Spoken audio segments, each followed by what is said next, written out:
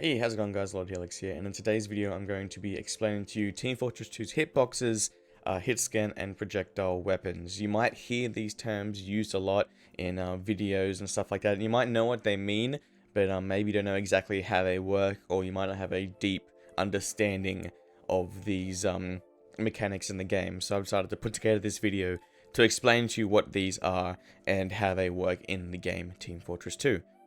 Before we can start talking about hitscan and projectile weapons, I'm going to have to first give you a rundown of what the hitboxes are in this game, just in case you aren't exactly aware of what they do and how they work. Hitboxes are these invisible boxes that are attached to the player model, used to calculate hit detection in the game. In Team Fortress 2, there are two kinds of hitboxes, the bullet-based hitbox and the environmental/projectile-based hitboxes. The bullet-based hitboxes are model conforming and the client side, meaning their position varies depending on the player. While to you a hitbox may be lined up with the model, to someone else it could be lagging behind. The reason for this is a mechanic referred to as lag compensation, which is the cause of those moments in which you are behind a wall yet still get headshot by a sniper. Basically, when a player with high ping attacks, the server temporarily rewinds its copy of the action in order to compensate for their lag. Using the previous example of being shot behind a wall, the enemy shoots at you when he sees your head. At that moment, you and most of the other players may believe you successfully ran behind a wall. When the server receives the fire message from the sniper, it rewinds, finds out if you ought to been hit, and deals the damage, leading to the appearance of being killed through a wall. If hitboxes were server side, the higher ping you had, the less likely your shots would collide. As to the player, while the enemy model may be in a certain location, the hitboxes wouldn't. People with lower ping would have the advantage of the hitboxes lining up with their on-screen models. If it weren't for lag compensation, then there'd be a lot more complaints about hit detection than there already is. Moving on to environmental/projectile based hitboxes, they're a lot simpler. Instead of consisting of multiple boxes that conform to the player model, they consist of one giant hitbox that completely encompasses the player model. They aren't client-side like the bullet-based hitboxes, but are instead server-side. This is because they're interacting with separate entities that aren't connected to a player, but are instead also connected to the server. Lag compensation doesn't affect this hitbox nor the entities it interacts with, and this hitbox, while being attached to the player, doesn't actually rotate with them. Instead, their rotational axis is locked to the map's axis. To go with my explanation of bullet-based hitboxes and wrap up my explanation of hitboxes in this game, I'm going to tell you an interesting mechanic about these spies disguise hitboxes. You would assume that when a spy disguises as an enemy, his hitboxes would change to suit the new model. However, this is not the case. No matter the disguise the enemy spy has, he will still contain the same hitboxes for the spy. It's a bit of a weird mechanic, but it makes sense when you think about it. To the enemy spy, his model still stays the same. He still looks like a spy to himself. If the hitboxes were to change to suit the disguise, the spy would start taking damage in certain areas that don't make sense to him, because even though it doesn't match his model, it does match his disguise. This mechanic really doesn't affect many of the classes though. The only class that really is an issue to is Sniper, which once you figure out the hitbox's position, it stops becoming a problem. If the spy is disguised as a class that is hunched over, like the Pyro, Demoman, Soldier, or Scout, then you simply shoot directly above their head in the center of their body, as this is where the spy's actual head hitbox is. For any other class disguise, you can still shoot them in the head and it will register. This is because they have a similar posture to the spy. Now that we've covered hitboxes, we can go into detail about what hitscan weapons are.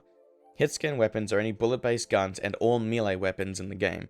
The bullets fired from the guns aren't actually bullets, but more like invisible lasers that are drawn onto the server once you're fired. These lasers fire down the crosshair from the attacker's eye level. They don't have a travel speed, nor are they affected by gravity, thus their range can be endless. They may appear to have a form of travel, but that isn't the case. The bullet you see when you fire is just a rendered client-side graphic that appears from the gun once a hitscan weapon is activated.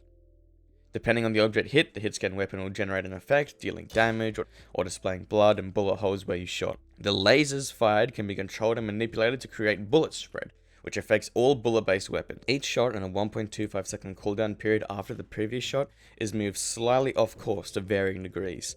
The Ambassador cooldown period is 0.8 seconds and the Enforcer's cooldown period is 0.95.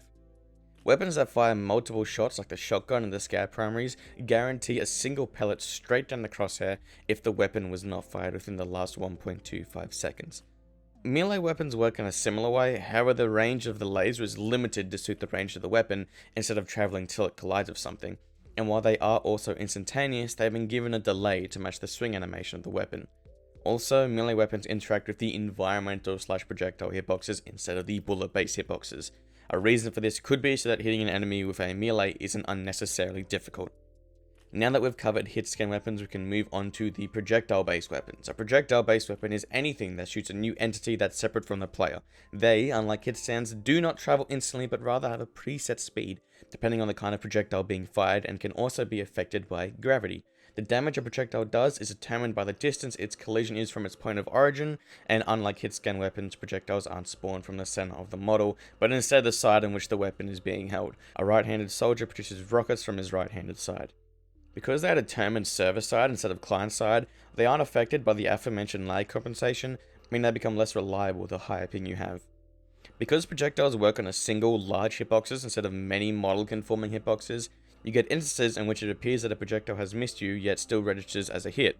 This is due to a few reasons, one being that because the projectiles work off a single large hitbox, you become a larger target to the projectiles. That, and because the projectile hitbox is a square, certain angles increase the window that a projectile can hit from. If you're viewing the projectile from the diagonal of the square, the area that a projectile can connect increases by 40%, which is a huge amount. There are many varieties of projectiles in TF2 that work in different ways, one of the most interesting to me at least being the Huntsman. It's the only headshotting weapon that doesn't use the bullet-based model-conforming hitboxes, but instead manipulates the projectile-based hitbox to generate the same effect. Only when the arrow pierces a certain area of the projectile hitbox does it register as a headshot. I couldn't find a way to actually show you this area, so instead through trial and error I managed to map it out for you. This is the reason the Huntsman headshots people when it shouldn't. The headshot area of the projectile hitbox is in itself larger than the bullet-based hitbox, so it has that going for it, and the arrow's hitbox is much larger than the single point of a bullet. Even if the arrow appears to miss, as long as just the corner of its hitbox collides with the headshot area, it registers. That's it for my explanation of projectiles. You might be wondering why I'm not going too in-depth with individual projectiles in the game and how they vary and stuff like that.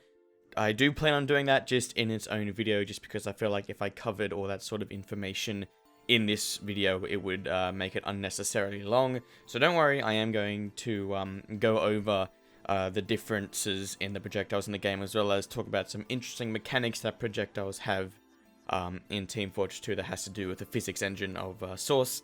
Anyway, I hope you guys enjoyed this video. I hope it was somewhat informative. If you did enjoy it, please give it a like. I'd very much appreciate it. And if you haven't already, please consider subscribing. That would be awesome. Anyway, I hope you all had a good day, and I'll see you on the next video. Locked in my room, 4 black walls, tied the noose, no recall, no result, fuck withdraw, rather shoot up till I fall. Murder on call with the 5-9, 20 years and it seemed like a lifetime. I've been hanging every day from a lifeline, bodies fucking sailor dinner every nighttime. Smoking that dope off the floor.